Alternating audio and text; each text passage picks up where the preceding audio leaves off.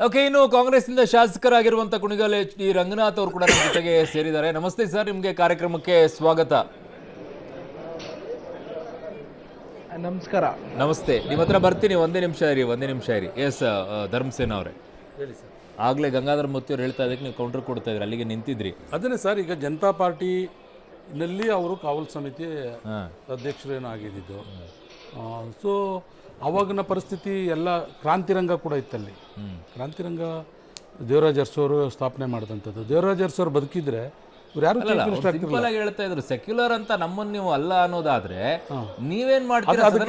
ನಿಂತ್ಕೊಂಡು ಸೆಕ್ಯುಲರ್ ಅಂತ ಹೇಳಿ ಜಾತ್ಯತೀಯತೆಯನ್ನ ತರುವಂತವ್ರು ಜಾತ್ಯತೀತರು ಅಂತ ಹೇಗೆ ಕರೆಸ್ಕೊಳ್ತೀರಾ ನೀವು? ಸರ್, ಸೆಕ್ಯುಲರ್ ಅಂತ ಇವ್ರು ಇಟ್ಕೊಂಡಿದ್ದು ಯಾವ ವರ್ಷದಲ್ಲಿ ಸರ್? ಅವ್ರು ಇಟ್ಕೊಳ್ಳಿ ಸರ್. ಈಗ ಸಿದ್ದರಾಮಯ್ಯನವರ ವಿಚಾರದಲ್ಲಿ ಒಂದು ಪಾಯಿಂಟ್ ಎತ್ತಿದ್ರು ಗಂಗಾಧರ ಮೂರ್ತಿ ಅವರು. ನಾವು ಸೆಕ್ಯುಲರ್ ಅಲ್ಲ ನಿಮ್ ಪ್ರಕಾರ, ಆದ್ರೆ ನೀವು ಸೆಕ್ಯುಲರಾ ಅಲ್ಲ ಸರ್. ಈಗ ಸೆಕ್ಯುಲರ್ ಇನ್ನೊಂದು ಉದಾಹರಣೆ ಕೊಡ್ತೀನಿ. ಏನ್ ಸರ್ ಸೆಕ್ಯುಲರ್ ಅಂತಲೂ ಇಟ್ಕೊಂಡಿಲ್ಲ, ಕಮ್ಯುನಲ್ ಅಂತಲೂ ಇಟ್ಕೊಂಡಿಲ್ಲ. ಕಾಂಗ್ರೆಸ್ ಪಕ್ಷ ಎರಡು ಇಟ್ಕೊಂಡಿಲ್ಲ ಅಂತ ಹೇಳಿದ್ದು. ಎರಡು ಅಲ್ಲ ಎರಡು ಅಲ್ಲ ನೀವು ಅರ್ಥ ಏನು? ಎರಡು ಅಲ್ಲ ಎಲ್ಲ ಸಿಂಪಲ್ ಪ್ರಶ್ನೆ ನೋಡಿ ಸರ್. ಈಗ ಜೆಡಿಎಸ್ ದೇಶಕ್ಕೆ ಸ್ವತಂತ್ರ ತಂದಾಗಿಂದ ಆ ಒಂದು ಮಹಾತ್ಮ ಗಾಂಧೀಜಿಯವರು ಏನು ಒಂದೇ ನಿಮಿಷ ಜೆಡಿಎಸ್ ನವರು ಜೆಡಿಸಿ ಹಾಗಾದ್ರೆ ಮಹಾರಾಷ್ಟ್ರದಲ್ಲಿ ಇದೇ ಹಿಂದೂ ಹುಲಿ ಪಕ್ಷ ಉದ್ಧವ್ ಠಾಕ್ರೆ ಪಕ್ಕದಲ್ಲಿ ಹೋಗಿ ನಿಂತ್ಕೊಂಡಲ್ಲ ಕಾಂಗ್ರೆಸ್, ನಿಮ್ಮನ್ನ ಕಮ್ಮಿಂದ ಅನ್ಬೇಕಾ ಬೇಡವಾ? ನೀವು ಕಮ್ಮಿ ನೀವು ಕೇಸರಿ ಕುಂಕುಮ ನೀವು ಜಾತ್ಯತೀತ ಬಿಡ್ಲೇ ಇಲ್ವಲ್ಲ.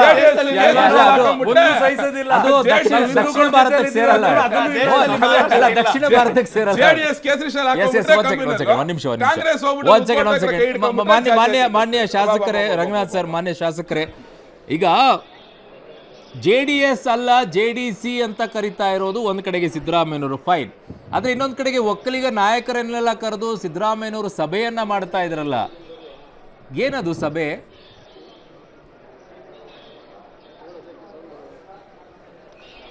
ಒಕ್ಕಲಿಗರು ಅಂತಲ್ಲ, ಮೈಸೂರು ಭಾಗದ ಹಳೆ ಮೈಸೂರು ಭಾಗದ ಶಾಸಕರನ್ನ ಸಭೆ ಕರೆದಿರೋಂಥದ್ದು. ಈಗ ಬರುವಂಥ ಚುನಾವಣೆ, ರಾಜಕೀಯ ಪರಿಸ್ಥಿತಿ, ಅದ್ರ ಬಗ್ಗೆ ಅವಲೋಕನ ಮಾಡಬೇಕು ಅಂತ ಕರೆದಿದ್ದಾರೆ. ಅಷ್ಟು ಬಿಟ್ಟರೆ ಅದರಲ್ಲೇನು ವಿಶೇಷತೆ ಏನಿಲ್ಲ. ಆದರೆ JDS ವಿಚಾರದಲ್ಲಿ ಪ್ರತಿದಿನ ಅದರ ಅಸ್ತಿತ್ವ ಕಳ್ಕೊತಾ ಇರೋದನ್ನ ನೋಡ್ತಾ ಬಂದಿದ್ದೀರಿ. ಮೊದಲೆಲ್ಲ ಕುಮಾರಸ್ವಾಮಿ ಅವರಾಗಲಿ ದೇವೇಗೌಡರಾಗಲಿ ನಾವು ಮುಂದಿನ ಜನ್ಮದಲ್ಲಿ ಮುಸಲ್ಮಾನ ಹುಟ್ಟಬೇಕು ಅನ್ನೋ ಒಂದು ಹೇಳೋಂಥ ಮಾತುಗಳು ನಾವು ಚಿಕ್ಕದ್ರಿಂದ ಓದ್ಕೊಂಡು ಬರ್ತಿದ್ದೆವು. ಈಗ BJP ಪಕ್ಷದವರು ಪ್ರತಿಯೊಂದು ದಿನನೂ ಅಲ್ಪಸಂಖ್ಯಾತರ ಅವಶ್ಯಕತೆ ಇಲ್ಲ, ಅವರ ಮತ ಬೇಕಿಲ್ಲ, ಎಲ್ಲೋ ಒಂದು ಕಡೆ ಭಾರತದ ಇತಿಹಾಸವನ್ನು ತಿರ್ಚಿರೋಂಥವ್ರು ಅಪಾದನೆ ಮಾಡಿ ಇವತ್ತು CAA NRC ಎಲ್ಲ ತಂದು ಪ್ರತಿ ಹಂತದಲ್ಲೂ ತೊಡಕು ಮಾಡ್ತಿರೋಂಥ BJP ಪಕ್ಷದ ಜೊತೆಗೆ ಒಳಗೊಂಡು ಇವತ್ತು ಅಲ್ಪಸಂಖ್ಯಾತರ ವಿರುದ್ಧ ಹೋಗುವಂಥ ಪರಿಸ್ಥಿತಿ JDS ಬಂದಿದೆ ಅನ್ನೋದನ್ನ ಸೂಕ್ಷ್ಮವಾಗಿ ನೀವು ಗಮನಿಸಬೇಕು. ಆ ಕಾರಣಕ್ಕೋಸ್ಕರ JDS ನಿಲುವು ಏನು ಅನ್ನೋದನ್ನ ಪ್ರತಿದಿನ ಬದಲಾವಣೆ ಆಗ್ತಿರೋಂಥದ್ದು ಎಲ್ಲೋ ಒಂದು ಕಡೆ ನೋವು ತರ್ತಾ ಇದೆ. ಅದು ಜಾತ್ಯತೀತ ಅನ್ನೋದನ್ನ ಹುಟ್ಟು ಹಾಕಿದ್ದಂಥದ್ದು ದೇವೇಗೌಡರು, ಮಾನ್ಯ ಮಾಜಿ ಪ್ರಧಾನಮಂತ್ರಿಗಳು. ಎಲ್ಲೋ ಒಂದು ಕಡೆ ಅವರು ಈ ರೀತಿ ಜಾತ್ಯತೀತದಿಂದ ಹೊರಗಡೆ ಬಂದು ಈ BJP ಅವರ ಪಕ್ಷಕ್ಕೆ ಸೇರಿಕೊಂಡು ಜೈ ಶ್ರೀರಾಮ್ ಅಂತ ಕೇಸರಿಯ ಶಾಲನ್ನು ಹಾಕೊಂಡು ಹೋಗೋಂಥ ಆದಿ ಹಿಡಿದಿರೋಂಥದ್ದು ಕರ್ನಾಟಕ ಜನತೆಗೆ ಒಳ್ಳೆ ನೋವು ತಂದಿದೆ ಅನ್ನೋದನ್ನ ಹೇಳಲಿಕ್ಕೆ ಇಚ್ಛೆ ಪಡ್ತೇನೆ ಅಷ್ಟೇ.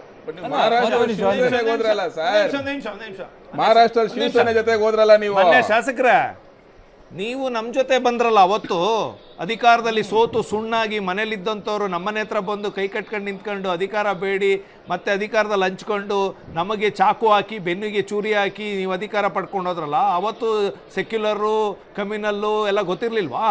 ಆ ಎಲೆಕ್ಷನ್ನಲ್ಲೂ ನೀವು ಬಿ ಟೀಮ್ ಅಂತ ಹೇಳಿದ್ರಿ, ನಮ್ಮನ್ನ JDS ಬಿ ಟೀಮ್ ಅಂತ ಹೇಳಿದ್ರಿ.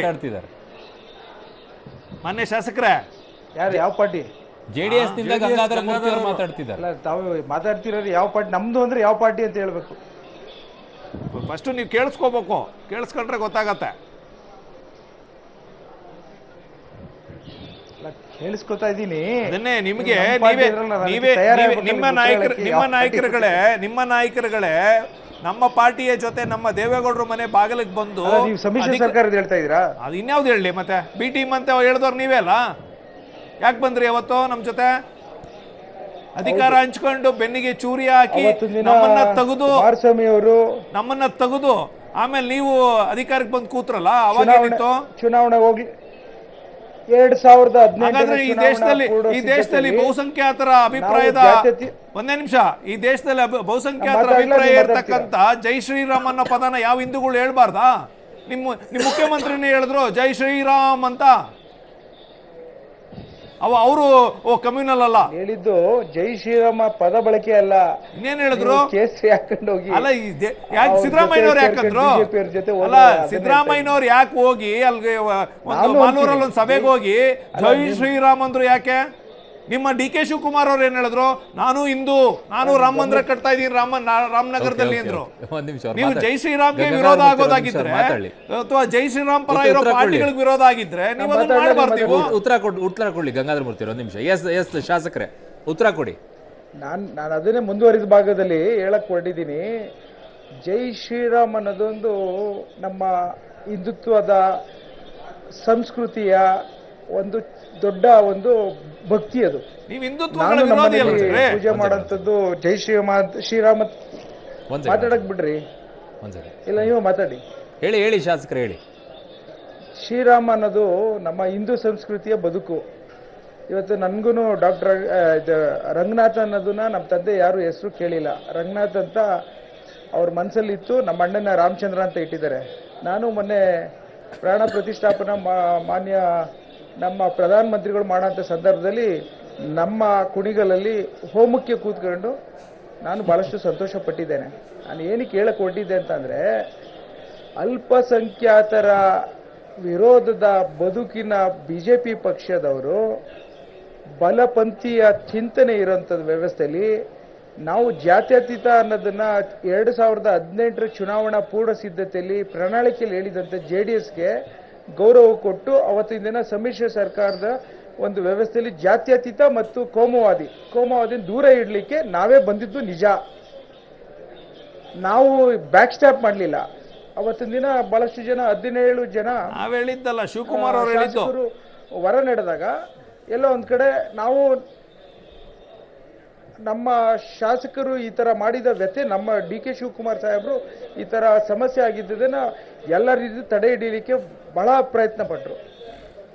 ಅವರು ಹೇಳಿದ್ದು ಬ್ಯಾಕ್ ಸ್ಟಾಪ್ ಹಾಕಿದ್ರು ಈ ಶಾಸಕರು ಅಂತ. BJP ಅವರು ವಾಮ ಮಾರ್ಗದಲ್ಲಿ ಸರ್ಕಾರವನ್ನ ಮಾಡಿ ಅವತ್ತು ದಿನ ಯಾವತ್ತೂ BJP ಅವರು ನೇರವಾಗಿ ಬಂದದ್ದಲ್ಲ. ಪ್ರತಿಯೊಂದು ಹಂತದಲ್ಲೂ ಈ ವಾಮ ಮಾರ್ಗದಲ್ಲೇ ಅವರು ಇಡೀ ಭಾರತ ದೇಶದಲ್ಲೇ ಪ್ರಯತ್ನ. ಮೊನ್ನೆ ನಡೀತಲ್ಲ ಮೇಯರ್ ಎಲೆಕ್ಷನ್ಸ್. ಮಾನ್ಯ ಶಾಸಕರೇ, ಓಕೆ ಒಂದೇ ಸೆಕೆಂಡ್. ಇವರು ಬಿಜೆಪಿಯಿಂದ ಕೇಳಬೇಕು ಅಂತಿದ್ದಾರೆ. ಮೋಹನ್ ಅವರು ನಿಮ್ಗೊಂದು ಪ್ರಶ್ನೆಯನ್ನ, ನಾನೊಂದು ಪ್ರಶ್ನೆ ಇತ್ತು, ನಾನು ಕೇಳ್ತೀನಿ. ಮೋಹನ್ ಅವರೇನೋ ಕೇಳ್ತೀನಿ ಅಂತಿದ್ದಾರೆ. ರಂಗನಾಥ್ ಅವರೇ, ಈಗ ನೀವು ನಮ್ಮ ಪಕ್ಷದ ಮೇಲೆ ಆರೋಪ ಮಾಡಿದ್ರಿ ವಾಮ ಮಾರ್ಗದಿಂದ ಬಂದವರು ಅಂತ ಎಲ್ಲಾನು. ಯಾಕೆ ಅವತ್ತು ನಿಮ್ಮ ಪಕ್ಷ ಬಿಟ್ಟು ನಮ್ಮ ಪಕ್ಷಕ್ಕೆ ಬಂದವ್ರು ಮತ್ತೆ ವಾಪಸ್ ಚುನಾವಣೆಗೆ ಹೋಗ್ಬಿಟ್ಟು ಜನಗಳ ಮಧ್ಯೆ ಗೆದ್ದು ಬಂದು ಆಮೇಲೆ ತಾನೇ ವಿಧಾನಸೌಧದಲ್ಲಿ ಕುತ್ಕೊಂಡಿದ್ದು? ಹಾಗಾದ್ರೆ ಪ್ರಜಾಪ್ರಭುತ್ವಕ್ಕೆ ಅವಮಾನ ಮಾಡ್ತಾ ಇದ್ದೀರಾ ನೀವು? ಎರಡನೇ ಪ್ರಶ್ನೆ, ಒಂದ್ ನಿಮಿಷ, ಎರಡನೇ ಪ್ರಶ್ನೆ ಕೇಳ್ಬಿಡ್ತೀನಿ. ಎರಡನೇ ಪ್ರಶ್ನೆ ಕೇಳ್ಬಿಡ್ತೀನಿ, ಆಮೇಲೆ ಒಟ್ಟಿಗೆ ಉತ್ತರ ಕೊಟ್ಬಿಡಿ. ಈ ಚರ್ಚೆ ಎಲ್ಲ ಶುರುವಾಗಿರೋದು ಎಲ್ಲಿಂದ ಅಂದ್ರೆ, ರಾಮನಗರದಲ್ಲಿ ಅಲ್ಲಿ ಚಾಂದ್ ಪಾಷಾ ಅನ್ನೋ ಒಬ್ಬ ವ್ಯಕ್ತಿ SDPI ಜಿಲ್ಲಾ ಉಪಾಧ್ಯಕ್ಷ, ಆತ ಜ್ಞಾನವಾಪಿ ಮಸೀದಿ ವಿಚಾರದಲ್ಲಿ ಕೋರ್ಟ್ ಕೊಟ್ಟಂತ ತೀರ್ಪಿನ ವಿಚಾರವಾಗಿ ಅತ್ಯಂತ ಕೆಟ್ಟದಾಗಿ ಒಂದು ಫೇಸ್ಬುಕ್ ಪೋಸ್ಟ್ ಹಾಕಿದ್ನಲ್ಲ, ಅಲ್ಲಿಂದ ಶುರುವಾದಂಥದ್ದು ಇದು. ಆ ವಿಚಾರನ ಇಟ್ಕೊಂಡೆ ಇವತ್ತು DK ಶಿವಕುಮಾರ್ ಅವರು ಏನದು ಕಮ್ಯುನಲ್ಲು ಆಮೇಲೆ ಸೆಕ್ಯುಲರ್ ಅಂತೆಲ್ಲ ಹೇಳ್ತಾ ಇರೋದು. ಅವ್ರೊಂದು ಮಾತು ಹೇಳಿದ್ರು, ಸೆಕ್ಯುಲರ್ ಮಾತಿದ್ರೆ ಸೆಕ್ಯುಲರ್, ಜಾತ್ಯತೀತ ಆಮೇಲೆ ಕುವೆಂಪು ಅವ್ರನ್ನ ಮಧ್ಯೆ ತಂದ್ಬಿಟ್ಟು ಸರ್ವಜನಾಂಗದ ಶಾಂತಿಯ ತೋಟ ಅಂತೀರಲ್ಲ ನೀವು. ಅಧಿಕಾರಕ್ಕೆ ಬಂದು ಕಳೆದ 10 ತಿಂಗಳಿಂದ ನೀವು ಹೇಳಿ, ಅಲ್ಲ ಅವ್ರನ್ನ ಮುಗಿಸ್ಬಿಡ್ತೀನಿ. ಅಲ್ಲ, ಪ್ರಶ್ನೆ ಕೇಳಿದ ಉತ್ತರ ಕೊಡಕ್ ಬಿಡಿ ಅವ್ರಿಗೆ. ಅಲ್ಲ ಅದೊಂದು ಪ್ರಶ್ನೆ ಕುವೆಂಪು ಅವ್ರು ಕೇಳ್ಬಿಡ್ತೀನಿ ನಾನು. ಅಲ್ಲ, ಒಂದ್ ನಿಮಿಷ, ಅವರು ಅಟ್ಲೀಸ್ಟ್ ಒಂದ್ ನಿಮಿಷ. ಎಸ್ ಮಾನ್ಯ ಶಾಸಕರೇ, ಅದೇನ್ ಕೇಳಿದ್ ಫಸ್ಟ್ ಎಕೋ ಹೊಡಿತಾ ಇದೆ. ಏನ್ ಕೇಳಿದ್ ಫಸ್ಟ್ ಪ್ರಶ್ನೆ? ಅಲ್ಲ, ಹಾಗಾದ್ರೆ ನೀವು ಅಲ್ಪಸಂಖ್ಯಾತರನ್ನ ಓಲೈಕೆ ಮಾಡ್ಕೊಂಡು ರಾಮನಗರದಲ್ಲಿ ಒಬ್ಬ ವ್ಯಕ್ತಿ SDPI ಜಿಲ್ಲಾ ಉಪಾಧ್ಯಕ್ಷ ಕೆಟ್ಟದಾಗಿ ನ್ಯಾಯಾಲಯದಲ್ಲಿ ಬಂದಂತ ತೀರ್ಪಿನ ವಿರುದ್ಧ ಬರೀತಾನಲ್ಲ, ಅದ್ರ ವಿರುದ್ಧ ಲಾಯರ್ ಹೋರಾಟ ಮಾಡಿದಾಗ ಇದ್ದಿರುವಂತ ಪ್ರಶ್ನೆಗಳಿದು. ನೀವು ಆತನ ಪರವಾಗಿ ನಿಂತ್ಕೊಂಡು ಮಾತಾಡುವಂತವ್ರು ನೀವು ಇದು ಅಲ್ಪಸಂಖ್ಯಾತರ ಓಲೈಕೆ ಅಂತ ಕರೀದ್ರೆ ಇನ್ನೇನಂತ ಕರಿಬೇಕು? ಇದಕ್ಕೆ ಯಾಕೆ ನೀವು ಕೋಮುವಾದ ಎಲ್ಲ ತರ್ತೀರಾ? ನೀವು ನಿಜವಾದ ಕಮ್ಮಿನಲ್ಲಿ ನೀವು ತಾನೆ. ಅಲ್ಲ, ಆ ವಿಚಾರದಲ್ಲಿ ಒಂದು ಮಾತು ಹೇಳಲಿಕ್ಕೆ ಇಚ್ಛೆ ಪಡ್ತೇನೆ. ನಾನು ಅದ್ರ ಬಗ್ಗೆ ಘಟನೆ ಬಗ್ಗೆ ಅಷ್ಟು ನನಗೆ ಗಮನದಲ್ಲಿಲ್ಲ. ಮೊನ್ನೆ ಸದನದಲ್ಲಿ ಚರ್ಚೆ ಆಯಿತು. ನಮ್ಮ ಮಾನ್ಯ ಗೃಹ ಮಂತ್ರಿಗಳು ಆ ವಿಚಾರದಲ್ಲಿ ಏನೇನು ಯಾವ ರೀತಿ ಸೂಕ್ಷ್ಮವಾಗಿ ಅದನ್ನು ಇನ್ವೆಸ್ಟಿಗೇಟ್ ಮಾಡಿ ಯಾವುದನ್ನ ಕಠಿಣವಾದಂಥ ಕ್ರಮ ತೆಗೆದುಕೋಬೇಕು ಅನ್ನೋ ಒಂದು ಹೇಳಿಕೆಯನ್ನು ಕೊಟ್ಟಿರೋಂಥದ್ದು ನೀವು ಕೇಳಿದ್ದೀರಿ ಅನ್ಕೋತೀವಿ. ನಾವು ಆ ವಿಚಾರದಲ್ಲಿ ಯಾರೇ ತಪ್ಪು ಮಾಡಿದ್ರು ಅವ್ರು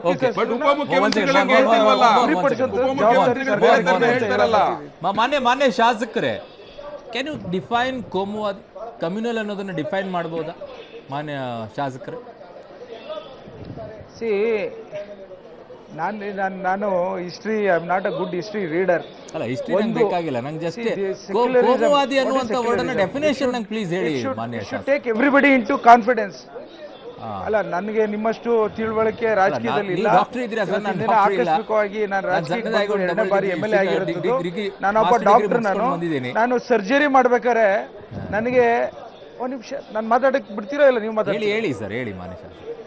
ನಾನು ಸರ್ಜರಿ ಮಾಡ್ಬೇಕಾದ್ರೆ ನನ್ನ ಪೇಷಂಟು ಆಪರೇಷನ್ ಥಿಯೇಟರ್ ಮೇಲೆ ಮಲಗ್ಬೇಕಾದ್ರೆ ಯಾವ ಜಾತಿ, ಯಾವ ಮತ, ಯಾವ ಧರ್ಮ ಅಂತ ನೋಡ್ಲಿಕ್ಕೆ ಹೋಗಲ್ಲ ನಾವು.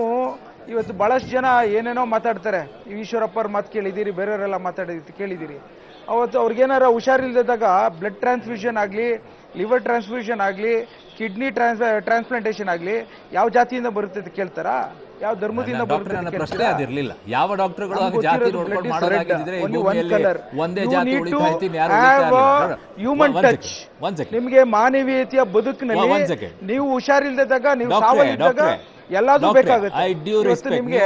ಡಾಕ್ಟರ್ನಾಗಿ ನಿಮ್ಮನ್ನ ನೋಡುವಂತ ರೀತಿ ಬೇರೆ, ನಾನು ಒಬ್ಬ ಶಾಸಕರಾಗಿ ನಿಮ್ಮನ್ನ ನೋಡುವಂತ ರೀತಿ ಬೇರೆ. ರಾಜಕಾರಣಿ ಆಗಿರೋದ್ರಿಂದ ನಿಮ್ಮನ್ನ ನೇರವಾಗಿ ಪ್ರಶ್ನೆಯನ್ನ ಕೇಳ್ತಾ ಇದ್ದೀನಿ. ವೈದ್ಯರಾಗಿದ್ರಿಂದ ನಾನು ಹಿಂಗ್ ಟೋನ್ ನನಗೆ ಇರ್ತಾ ಇರ್ಲಿಲ್ಲ. ವೈದ್ಯರಾಗಿ ಮಾತನಾಡ್ತಾ ಇದ್ರೆ ನನ್ನ ಟೋನ್ ಹೀಗಿರ್ತಾ ಇರಲಿಲ್ಲ. ನಾನು ಕೇಳ್ತಾ ಇರೋದು ಕೋಮುವಾದಿ ಅನ್ನುವಂಥದ್ದನ್ನ ಡಿಫೈನ್ ಮಾಡಬಹುದಾ ನೀವು ಮಾನ್ಯ ಶಾಸಕರೇ? ನಾನು ಹೇಳಕ್ಕೆ ಬಿಡಿ, ಪ್ಲೀಸ್ ಹೇಳಿ. ಕಂಪ್ಲೀಟ್ ಡೇಟ್ ಇವತ್ತಿನ ದಿನ ಟ್ರಾನ್ಸ್ಪ್ಲಾಂಟೇಶನ್ ರಿಜಿಸ್ಟರ್ ಅಂತ ಇದೆ. ಆ ರಿಜಿಸ್ಟ್ರಲ್ಲಿ ನಿಮಗೆ ಯಾರಿಗೆ ಒಬ್ಬ ವ್ಯಕ್ತಿ ತನ್ನ ಕಿಡ್ನಿ ಕಳ್ಕೊಂಡಂತನು, ತನ್ನ ಲಿವರ್ ಕಳ್ಕೊಂಡಂತನು,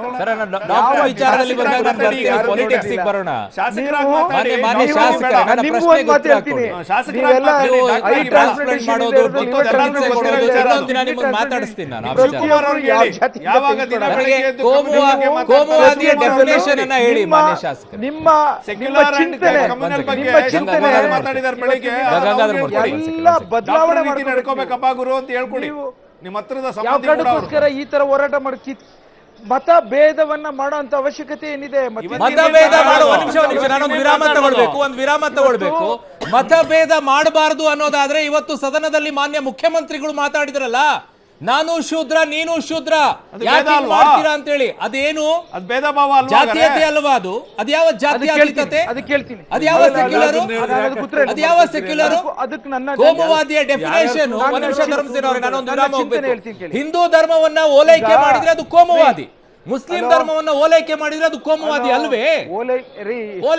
ಅಲ್ವಾ? ಅದು ಎರಡೂ ಕೋಮುವಾದಿನೇ. ಓಲೈಕೆ ಮಾಡಿರೋರು